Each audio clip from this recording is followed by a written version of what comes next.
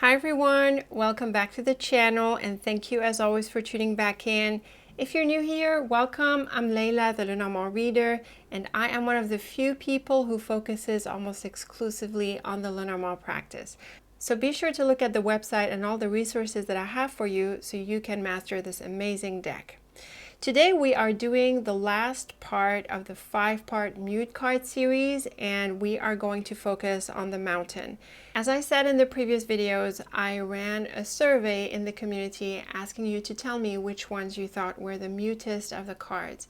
Mute cards are cards that don't really speak so clearly, it's not so obvious what to make of them, and we came out with the top 5.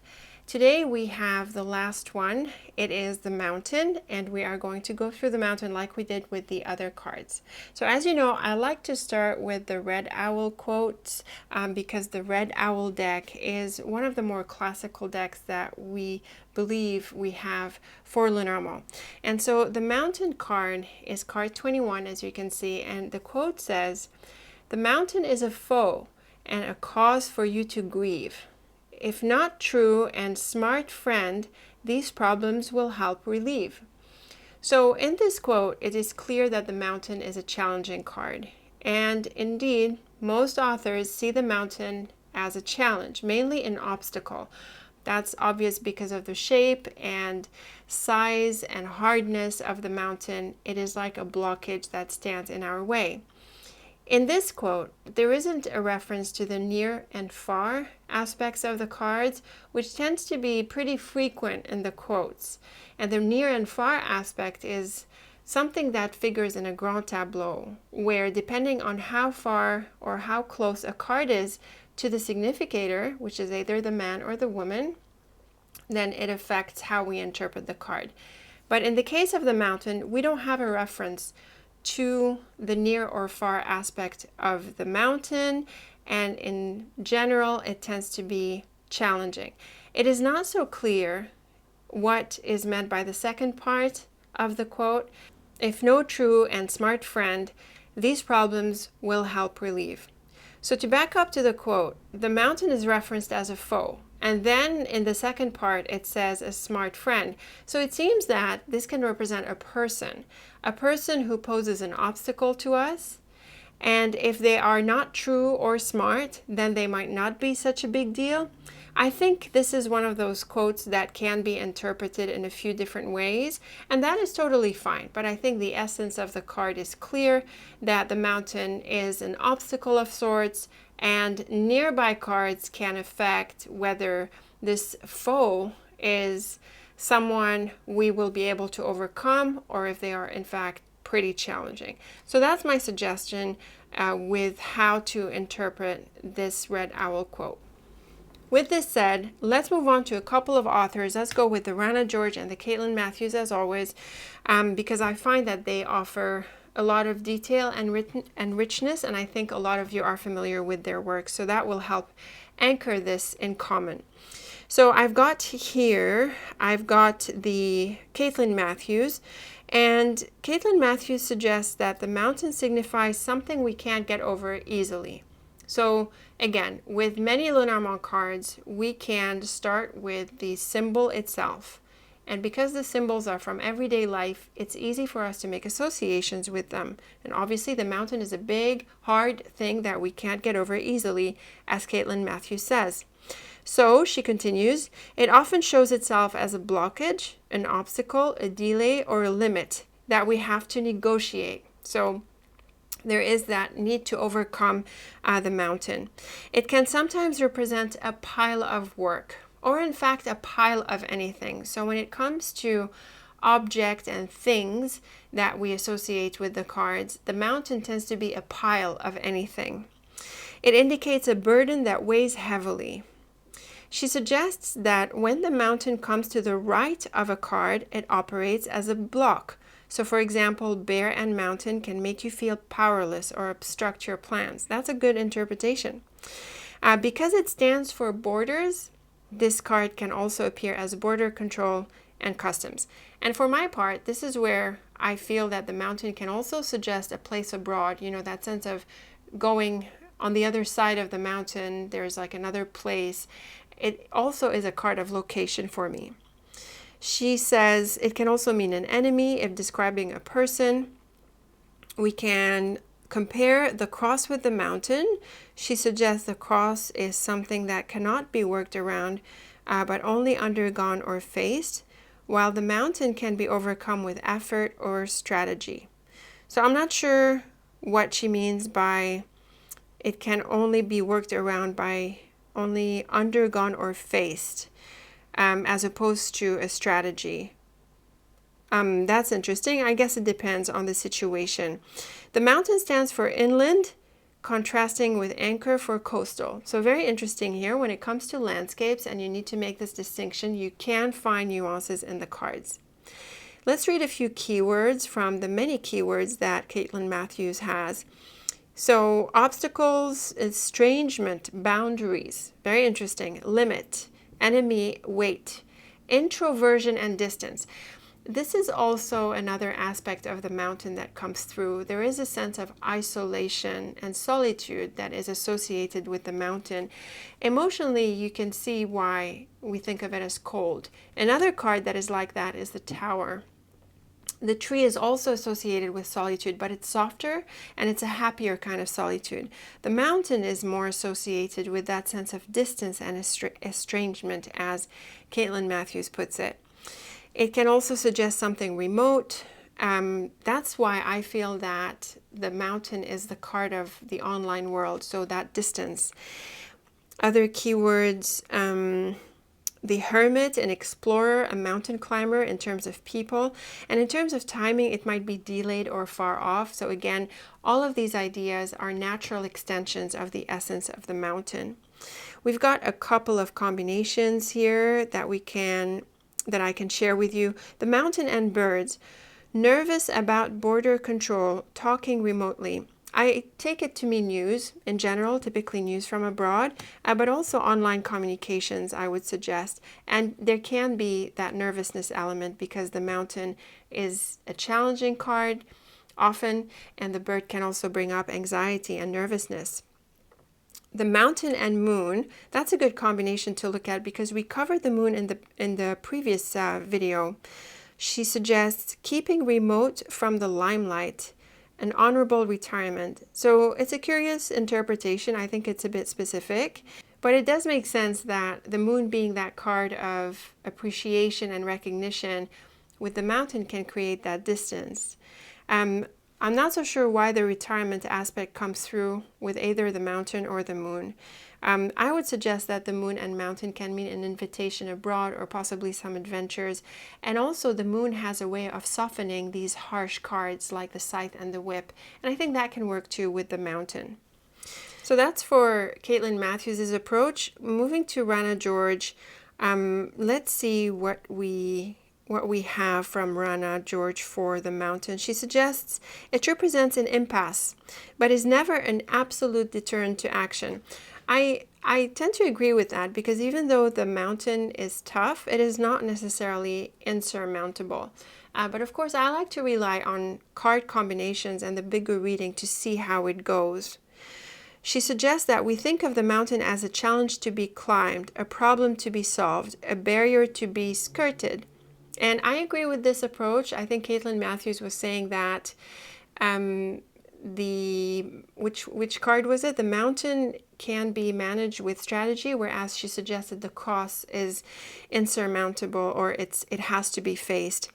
You know, thinking about this suggestion by Caitlin Matthews, I think perhaps she's seeing the cross as that destined thing that has to be faced, as opposed to the mountain that can be strategized. It's interesting. It depends, I guess, on your metaphysical beliefs. To continue with Rana George, she suggests the mountain brings all sorts of delays, postponements, and procrastinations. That's very clear. The mountain is a slow card, and being an obstacle card, it's going to slow things down and present these issues that you need to deal with. It can also indicate a nice remote country vacation, a mountaintop, a resort, or a retreat in a faraway sanctuary. Again, I associate with that very much. I really read the mountain as that place abroad in another place. A few keywords from Rana George's dictionary. She suggests obstacles, a challenge ahead, stalling, being held back, expect delays, all we've seen. In terms of a person, this suggests someone strong, big, solid, stubborn, standoffish, formal, aloof. Again, the mountain energy is distant and cold, so you can imagine that that would be that type of person. She also suggests someone lonely and distant, unfriendly and detached. Again, there is that coldness that we associate with the mountain. In terms of work, that's interesting. So Rana George suggests a dead-end position or setbacks, some blockages that hinder advancement, a hiring freeze. That's a really good, interesting way of interpreting the mountain in the context of work. It can also mean unemployment. I tend to think of the coffin as more about unemployment. So very insightful keywords. In terms of love, a stagnant relationship, feeling indifferent or opposing views, no harmony. Instead, a lot of coldness and rigidity. So these are really clear ways we can associate these ideas with the mountain. It's obvious. So once you get into the essence of a card, it becomes easy to stretch it into all of these different correspondence areas, you know, money, work, career, love, relationships, and health, etc. In time and timing, she suggests 21 days or 3 months, the 3rd or 21st of the month. This comes from from reading the card numbers. So we have the card numbers on the, let me bring this closer. We have the card numbers on the on many decks, and we have it here on the Red Owl deck. So the mountain is card 21. So a lot of readers use this number as a reference to the time, to the timeline. I don't think they are always accurate, but they can be approximate. So if you're flexible, it can work. And also it's associated with winter, obviously with coldness. So you can see that there are easy ways to expand on the essential meaning of the mountain. And I resonate with everything I've read so far, and also with aspects of the Red Owl quote. My primary interpretation of the mountain is not negative, though. I think my primary interpretation is either neutral in terms of that cold, detached sense, or it points to a location abroad. With challenging cards, I tend to see it as an obstacle. I feel that obstacle, blockage element comes through better. So with this said, let's go ahead and wrap up the video like I normally do with the combinations, all pairwise combinations with the mountain. So the sun and mountain, I tend to read this as a summer vacation, you know, as going somewhere nice, going maybe by the beach, like, you know, like going beyond borders. And because of the sun, which is associated with summer, it suggests that element of vacationing somewhere. Now, of course, this is a pretty specific interpretation. So more generally, the sun and mountain would warm up the mountain. It would also suggest overcoming this obstacle, and it can also mean climbing that mountain successfully. So the sun is quite powerful, really, in any context. The garden and mountain, I think here the element of place comes out well. So again, suggesting that place abroad or a gathering abroad. It can also mean an online community, if you go with my suggestion of reading the mountain as referring to things online. The letter and mountain points to news from abroad, and also contact and communication, or maybe reaching out after a time apart. All of these are possible. I think the key and mountain is finding solutions, is maybe getting things moving and facing up to the obstacle and overcoming it. The scythe and mountain I take to mean this very well, because I visualize the scythe as breaking down the mountain. So this too can suggest breaking through an obstacle. The fish and mountain can suggest a few things, and this is an example where I would like more cards. It can mean that funds are frozen, on hold, or stuck somewhere. It can also suggest investments in a different place. I think the mountain can block a little bit the flow of the fish, so it might be a good idea to avoid spending and making big money moves for the time being. The heart and mountain can suggest coldness in a relationship. It can also mean distance and being apart. The stork and mountain can suggest a trip, and also I feel the stork can hop over the mountain. So also helpful to get that stuckness from the mountain moving. The woman and mountain can mean someone who is cold. A card always qualifies the man or the woman. So with the mountain, it would be someone who's cold, detached, indifferent, distant. But it can also mean someone who's abroad. The moon and mountain, I think the moon helps soften a little bit the hard edges of the mountain. It can warm it up a little bit. It can also suggest an invitation to go abroad. But the mountain is quite strong, so it can suggest that the evolution or the phases and the unfolding that can be associated with the moon is not really moving forward. So again, that element of stuckness. But still, the moon calls for gentleness here. The snake and mountain I always take to mean going around an obstacle as opposed to confronting it head on. I feel this is also a suggestion of something going on behind someone's back, because the mountain is like that back, and the snake is winding. So I really see that in a visual way with the cards. The tower and mountain can suggest the deep past. I get this idea from Titania's deck, which, as you might know, is my first deck, so it imprinted me pretty deeply.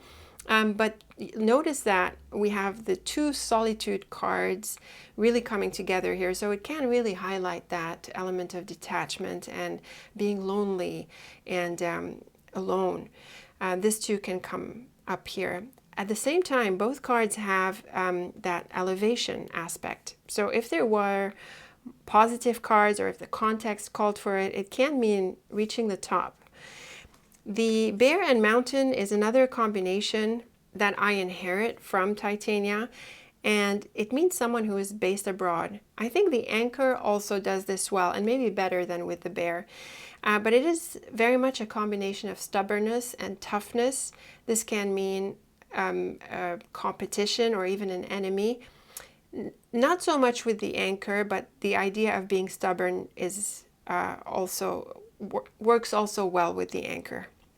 The flowers and mountain is probably a reunion or closing that gap of distance. The flowers is another lovely card that can help warm up the mountain a little bit, and it can also point to celebrations or traveling, and a sense of freedom I think can come through potentially. The child and mountain is another special combination that I get from Titania's approach to the cards, and this points to a very important chapter that is in the making. It can also work well with the child and cross. The sense of adventure I feel comes through here in terms of climbing that mountain or beginning a journey up that mountain. That's where I feel it can come through here. The coffin and mountain is the combination that I think would suggest a dead end. Where did we see that? In Rana, George's suggestion, I think in the context of work. Obviously with the coffin and mountain, it's like it's not going anywhere, right? It might be better to look in another direction, or at least take time out and give it time. The whip and mountain is definitely a confrontation. So a bit like with the scythe, there is the need to confront this obstacle head on. I think this can be a pretty aggressive combination because the mountain is pretty hard and the whip is by itself aggressive. So you have these two difficult energies coming together. The house and mountain, a bit like the garden and mountain, can suggest a place abroad. It can also mean taking a vacation. I don't really see such a combination as challenging. I'm not sure how you would read this in terms of obstacles, like obstacles within the home, or cold feelings within the home. That's possible, but I would want something else to qualify the mountain in order to bring that feeling aspect. The mouse and mountain is obviously delays and obstacles, and it tends to be of the smaller kind because of the mouse. So here there are several issues probably that come in the way, that delay you, that distract you. Usually the mouse is not a big deal, but if you let it get out of control, it can grow into something much bigger. So this combination can also point to a warning. The ring and mountain, as with any relationship card, can suggest someone connected, a connection abroad, contacts abroad, or ties abroad if it's not about a person. But again, with the relationship element, because the mountain is cold, there can be some issues in here. A sense of detachment maybe, and not too warm. The clouds and mountain can feel stuck. So I think this is pretty psychological, where someone feels that they're not able to move forward. It might be the case in their actual physical circumstances or not. The clouds tends to be a psychological card. So here there is possibly rigidity, unable to see ways out, not able to think outside the box, things like that. There is a sense of stuckness that needs to be dealt with. The bird and mountain, a bit like with the letter, can point to news from abroad or to someone abroad. The bird is sometimes about short trips, so with the mountain we could be seeing that, but also there can be some challenges here, feeling stuck or wanting to have a conversation and not being able to, so it's like the mountain blocks the communication that is normally associated with the bird. So here you might feel like what you're saying is landing on deaf ears, for example. You can see it this way. The cross and mountain is a bit like the child and mountain. There can be a destined path here. The cross can be a challenge as well. So here some big decisions could be at hand. Someone might feel stuck in life and not sure how to move forward. Maybe additional cards can suggest if you overcome this or not. But I think the element of stuckness is coming through here. But also, because the cross is a card of destiny and lessons and things like that, maybe it's important that the readee understands what has come to pass before moving forward. So it's like life is blocking you because you need to learn a lesson. The anchor and mountain, like we said with the bear, someone based abroad, stubborn element, or roots and a base in a different location. I really feel because of the anchor being a travel element, I think this is the more likely combination meaning. But the anchor being a stubborn card, it can suggest that you need to stick with this and make sure you overcome the obstacle, like don't give up on climbing that mountain, as it were. The man and mountain is like what we saw with relationship cards and the woman. The book and mountain can mean that an obstacle is ahead and it's still not known. It can also mean a discovery of sorts. So here the adventure, the travel element can come through. It can also mean something like a mountain of knowledge or having a lot to learn and things like that in that metaphorical sense as well.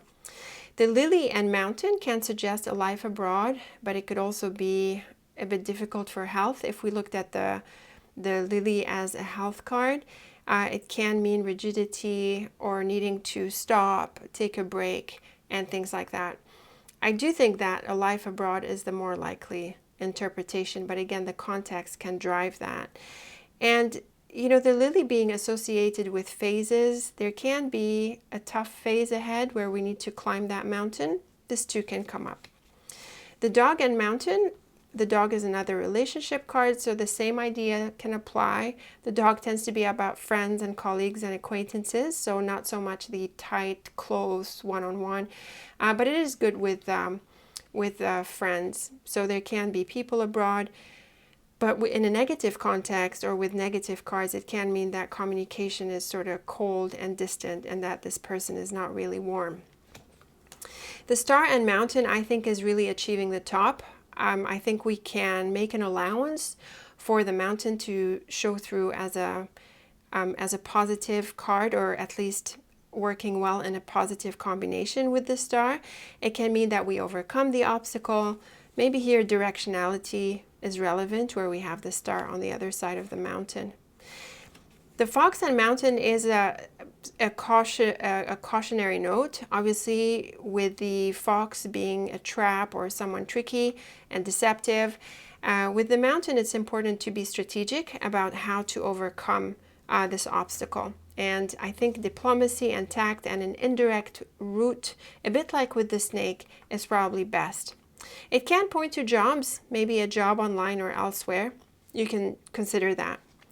The clover and mountain, I think, helps overcome a little bit the challenges of the mountain. We could get a lucky turn of events to help us overcome an obstacle, or perhaps an opportunity abroad can come through.